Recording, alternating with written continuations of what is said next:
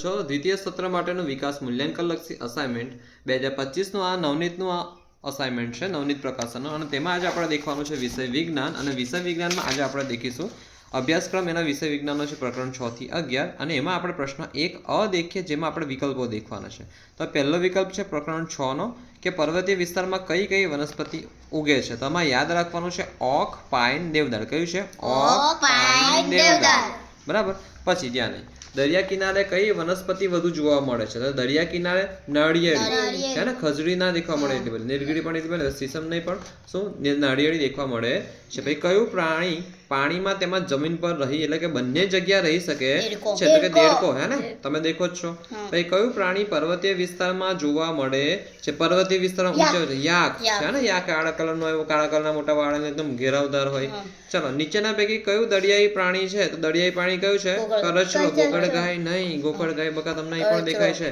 બગલો પણ તમને નદીઓમાં દેખાય દેડકો પણ દેખાય પણ કરચલો દરિયાઈ પ્રાણી છે ચાલો નીચેના પૈકી કયું જળચર પ્રાણી છે જળચર પ્રાણી એટલે જળમાં રહેતું હોય તેવું ડોલ્ફિન યાક તો કે ના યાક તો નહીં યાક તો પર્વતમાં દેખવા મળે હા દેડકો તો બંને જગ્યાએ દેખવા મળે સાલામાન્ડર તાઈ ને તો કે ડોલ્ફિન કયું જળચર પ્રાણીનું શરીર બોટ આકારનું નથી ઓક્ટોપસ ના બોલાય ઓક્ટોપસ બોલાય જો હવે માછલી દેખો માછલી તો આકાર બોટ આકારનું છે વેલનું પણ બોટ આકારનું છે ડોલ્ફિનનું પણ બોટ આકારનું જ્યારે ઓક્ટોપસનું નથી 8 પગ છે ખબર ને જો માછલીનું કંઈક આકાર આ પ્રકાર આવે હું આશરે દોરું છું આકાર જો આ પ્રકારનો આકાર આવે માછલીનો હે ને આ બોટ જેવો આકાર થયો ઓકે આ સરસ રીતે આવો કંઈક આકાર આવે માછલીનો હવે દેખો આગળ હવે વેલનો પણ એવા ડોલ્ફિનનો પણ એવા જ્યારે ઓક્ટોપસનું કેવું આવે છે ઓક્ટોપસનું આવું આવે છે જો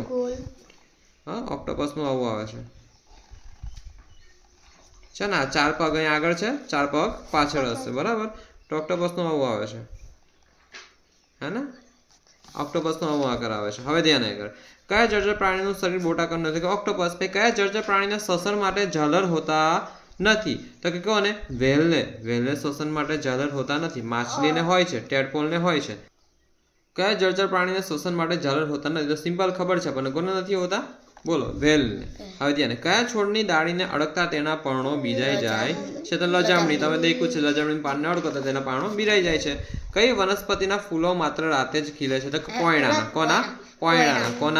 પોયણાના બીજું તમે શું દેખેલું કઈ રાણી રાતરાણીના ફૂલો પણ ક્યારે રાતે જ ખીલે છે અને પોયણાના પણ રાતે જ ખીલે છે ઓકે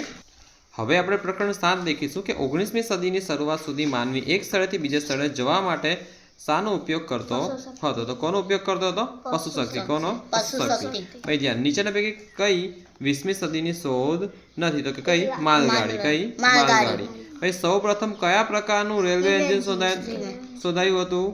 તો કયું શોધાયું હતું સ્ટીમ એન્જિન કયું સ્ટીમ એન્જિન તો સૌપ્રથમ સ્ટીમ એન્જિન પ્રકારનું રેલવે એન્જિન શોધાયું હતું તો ફરીથી રિવિઝન કરીએ આ પ્રકરણ 7નું કે 19મી સદીની શરૂઆત સુધી માનવી એક સ્થળેથી બીજે સ્થળે જવા શાનો ઉપયોગ કરતો હતો પશુ શક્તિ એટલે કે બળદગાડું ને બધાનું બરાબર એક 20મી સદીની શોધ કઈ નથી તો કે માલગાડી મોનોરેલ છે ઇલેક્ટ્રિક ટ્રેન છે અંતરિક્ષ યાન છે પણ માલગાડી નથી સૌપ્રથમ કયા પ્રકારનું તો કે સ્ટીમ એન્જિન કયું સ્ટીમ એન્જિન શોધાયું હતું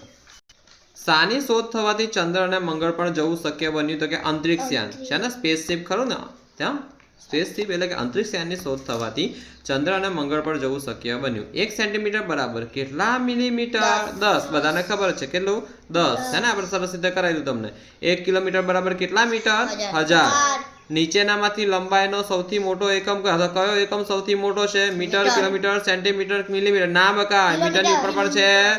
કિલોમીટર નીચેના પૈકી કયો પદાર્થ ગતિમાં હોય છે ટેબલ તો કે ટેબલ તો ઊભું હોય છે ઘડિયાળનો સેકન્ડ કાંટો હા આ છે ગતિમાં હે ને ઘડિયાળનો સેકન્ડ કાંટો એમ ગોલ ગોલ ગોલ ગોલ ફર્યા કરે થાંભલો એ તો ઊભો હોય કબાટ બી એમ કઈ બેઠ્યા ને ત્યાં હોય બરાબર પંખાના પાંખિયાની ગતિ કયા પ્રકારની ગતિ છે તો સિમ્પલ આપણને ખબર છે વર્તુળાકાર જો હવે આ પંખો છે જો હું પંખો ડ્રો કરું છું